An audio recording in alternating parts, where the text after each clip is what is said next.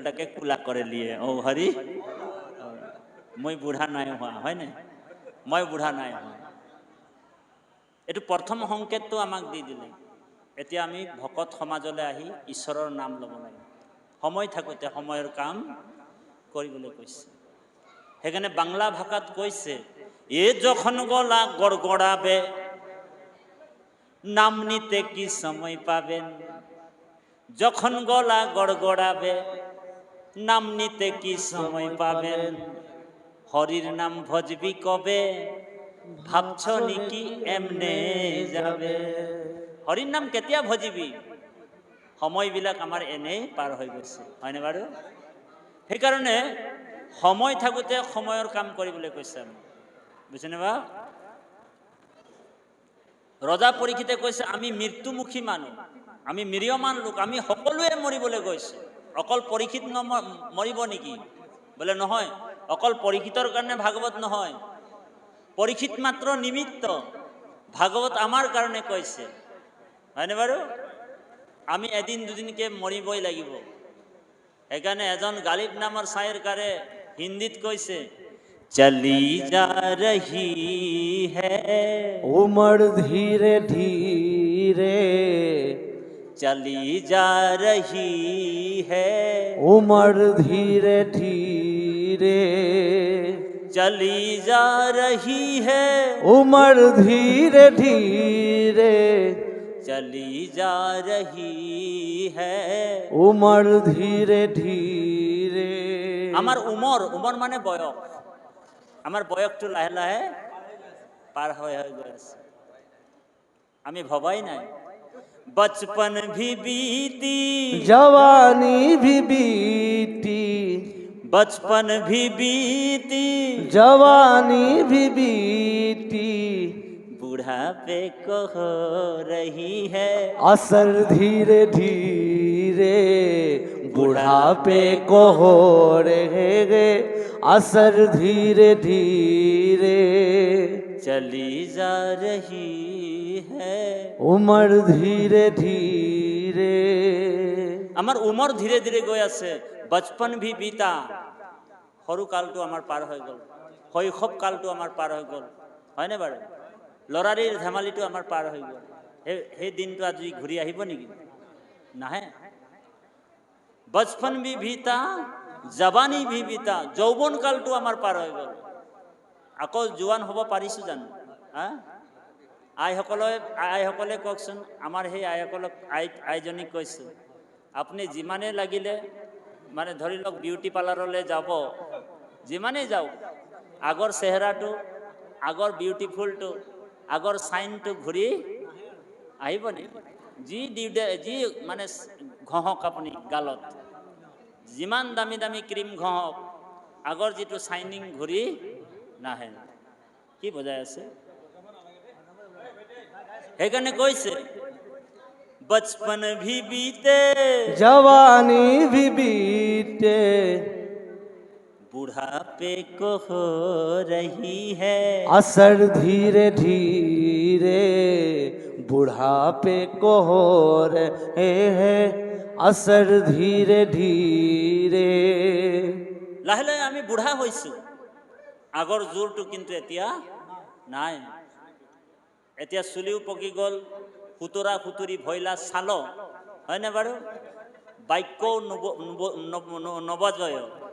নবাজয় বুলি কৈছে মানে মুখেৰে ক'ব পৰা ভালকে মাত খাৰু নোলায় ফুটি নাহে হয়নে বাৰু আইসকল বা বাপজনৰ হয়নে বাৰু ভৰি বিষ আঁঠু বিষ হয়নে বাৰু কঁকাল বিষ আগত আমাৰ এই বাপজন একডৰা মাটি অকলে কোৰ মাৰিয়ে ধান ৰুই দিব পাৰিছিলে কিন্তু বাপজনক এতিয়া ক'বচোন বাপ বোলে আপুনি একডৰা মাটি কোৰ মাৰি ৰুই দিছচোন পাৰিব নেকি নোৱাৰে সেই শক্তিটো নাই ব্ৰহ্মতেজ আঁতৰি গ'ল গুচি গ'ল ব্ৰহ্মতেজ গ'ল আৰু এতিয়া সেই দিনটো নাই আজিকালি আইসকলক কৈছোঁ দে বেয়া নাপাব আজিকালি আইসকল আগৰ আইসকলে ধৰা লৈ লৈ নামঘৰলৈ আহে আজিকালি আইসকল মুঠা লৈ লৈ নামঘৰত বহে অ হৰি আজিকালি আইসকলে ধৰাত বহিব নোৱাৰে। বোলে কিয়? বোলে আজিকালি চবে মুঢ়া লৈ লৈ আহে। অ হৰি অ ৰাম, আমাক দাস বাপে বেয়া নাপাব দেই। অ হৰি কৃষ্ণ, এইটো হৈছে নাই বাৰু? তাৰমানে ভগৱানে আমাক ইণ্ডিকেশ্যন দি দিলে, সংকেত দি দিলে, তই এতিয়া বুঢ়া হৈছ, তই এতিয়া হৰিক ভজা দেই বা। তথাপিও আমাৰ চেতন নাই। লাগিলে বোলে ইণ্ডিকা লগাইলে চুলিটো কোলা কৰি লৈছো, হয় নাই? ইণ্ডিকা লগাই কিনি চুলিটো কোলা কৰি লৈছো, সেইটো প্ৰথম সংকেত আমাক দি দিলে। সেইকাৰণে ধন জন জীৱন যাইবেক এক দিলে, যত হাংসা ধন ধান পুত্ৰ পৰিবাৰ, মৰিলে সংগে এক ৰতিও নাযায়। এটা ৰতিও কোনেও নিব নোৱাৰে। নিজৰ আইগৰাকীক ক'বচোন বাৰু মৰিবৰ সময়ত, বোলে কি ক'ব? আইগৰাকীক যেনিবা আপুনি প্ৰেম ভাল পাই কিনি বিয়া পাতিছিলে, আমাৰ দাস বাপে দেই, এনেই তেখেতে বিয়া পাতিয়ে আনিছে, হয় নে বাৰু? বিয়া পাতিয়ে আনিছে, আমি জানো বাৰু। প্ৰেম ভাল পাই থকা আমাৰ বাপজনক আমি কোৱাই নাই এতিয়ালৈকে। গতিকে আইগৰাকীক যেতিয়া প্ৰেম ভাল পাই থাকোঁতে কি বুলি কৈছিলে জানেনে?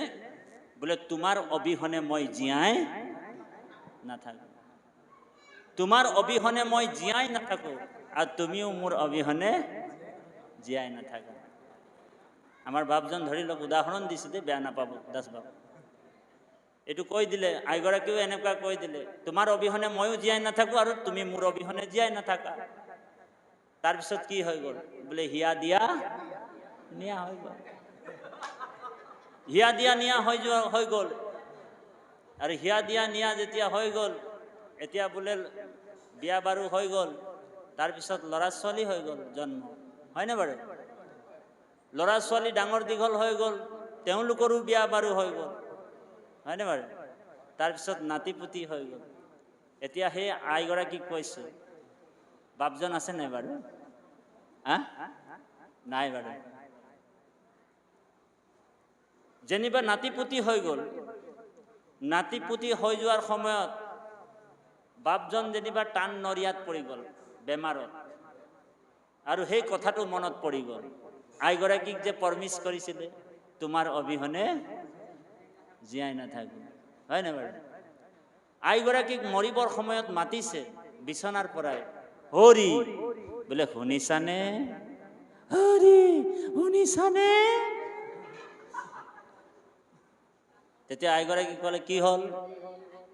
যে তুমি যে কৈছিলা তোমাৰ অবিহনে মই জীয়াই নাথাকো, মই এতিয়া মৰিবলৈ গৈছো, প্লিজ আহাচোন মোৰ লগত অকমান। ঔ হৰি ঔ ৰাম, মৰিব লাগিব। এনেই বোলে প্ৰমিছ কৰিলে নহব, বাদা এনেই কৰিলে নহব, বাদা নিভানা পড়েগা, হয় নাই? হিন্দীত গান এটা আছে, বাদা না কর বাদা নিভানা পড়েগা। প্ৰমিছ কৰিছিলা তুমি, হয়নে বাৰু? বোলে বাদা না কৰ বাদা নিভানা পড়েগা। এনেই বাধা কৰিলে নহব নহয়। তোমাৰ অবিহনে মই জীয়াই নাথাকো, তুমি মোৰ অবিহনে জীয়াই নাথাকো। বোলে এতিয়া মই মৰিবলৈ লৈছো, প্লিজ আহাচোন, বোলে মোৰ লগত তুমি অকমান মৰিব লাগিব, হয় নাই? তেতিয়া আইগৰাকী কি কব জানেনে? আইগৰাকী কি কব? আমাৰ বাগানৰ ভাষাত কব, এটা গালি আছে, বোলে বেধুৱা, তুই মরছি যদি মর, মুই তোর লগে মরবার নাই খে। বোলে বেধুয়া, তুই মরছি যদি মর, মুই তোর লগে মরবার নাই খে। বোলে কেলে? মুই যদি তোর লগে মরি যাম, তেনেহলে মোৰ নাতি পুতি বিলাকক কোনে খেলাব? ঔ হৰি ঔ ৰাম। ইয়াৰ পৰা এইটোৱে ৰিজাল্ট পাই গ'ল আপোনালোক, যে যত খানসা ধন ধান পুত্ৰ পৰিবাৰ, মৰিলে সংগে এক ৰতিও নাযায়, কোনো একটা ৰতিও নিব নোৱাৰে। কিছুমানে কৈছে মোৰ 4টা ল'ৰা আছে, হয়নে বাৰু? বোলে 4টা ল'ৰাক ইমান কষ্ট কৰি ডাঙৰ দীঘল কৰিলো, পঢ়া লিখা কৰালো, হয় নাই? এটা ল'ৰাক ক'বচোন অন্তিম সময়ত, ঐ তহঁতক 4টাক বোলে ইমান কষ্ট কৰি ডাঙৰ দীঘল কৰালো, ইমান ধুনীয়া ধুনীয়া চাকৰি দিয়ালো, মই এতিয়া মৰিম, বোলে ডাঙৰটো তয়ে আছোন মোৰ লগত অকমান, ঔ হৰি ঔ ৰাম, মৰিব নেকি? কোনো কাৰো লগত নাযায়। সেইকাৰণে ৰজা পৰীক্ষিতৰ জীৱনত বৈৰাগ আহি গ'ল ভাগৱত পঢ়ি, বুজিছেনে বাপ? সেইকাৰণে নিজৰ আইগৰাকীও নিজৰ নহয়। সেইকাৰণে প্ৰেম কেৱল কৃষ্ণত কৰিব কৈছে। অৰ্জুনক কৃষ্ণই ৬৬ নম্বৰ শ্লোকত গীতাত কৈছে, হে অৰ্জুন, বোলে সৰ্ব ধৰ্মানো পৰিত্যজ্য মামেকম শৰণম ব্ৰজ অহম তম সৰ্ব পাপৈভ্যো মুক্ষায়াস্মি মাম শুচো। সৰ্বধৰ্মানো পৰিত্যজ্য মামেকম শৰণম ব্ৰজ। মামেকম মানে প্ৰেম কেৱল মোক কৰিবা। মোৰ বাহিৰে তোমাৰ এটেচমেণ্টটো যদি আইগৰাকীৰ প্ৰতি বেছি আছে, আইগৰাকীৰ প্ৰতি যদি মোহিত হৈ আছা, আইগৰাকীৰ প্ৰতি যদি তোমাৰ মমতা, তেনেহ'লে তুমি বন্ধনত পৰি যাবা অৰ্জুন। তাৰ দায়ীটো মই নহওঁ, বুজিছেনে বাৰু? আৰু আইসকলকো আমি কৈছোঁ, আইসকলকো আমি অনুৰোধ জনাইছোঁ, হে আইসকল, আপোনালোক ধৰ্মপৰায়ণী। গতিকে আইসকল সদায় দ্ৰুপদী কুন্তীৰ নিচিনা ধৰ্ম কৰিব লাগিব, বুজিছেনে? ধৰ্ম সদায় দ্ৰুপদী আৰু কুন্তীৰ নিচিনা কৰিব লাগিব। যেনেকৈ দ্ৰুপদীয়ে ধৰ্ম ৰক্ষা কৰিছে। আপুনি মই কৈ আছোঁ যে ধৰ্ম কৰি আছোঁ, আমি ধৰ্ম কৰি আছোঁ। কি ধৰ্ম কৰি আছোঁ আমি? ধৰ্ম দ্ৰুপদীয়ে পালন কৰিছিলে। বোলে কেনেকে? আপোনালোক জানে, অশ্বত্থামাই 5টা সন্তানক কাটি পেলাই দিলে ডিঙিটো, হয়নে? অশ্বত্থামাই 5টা সন্তানৰ ডিঙি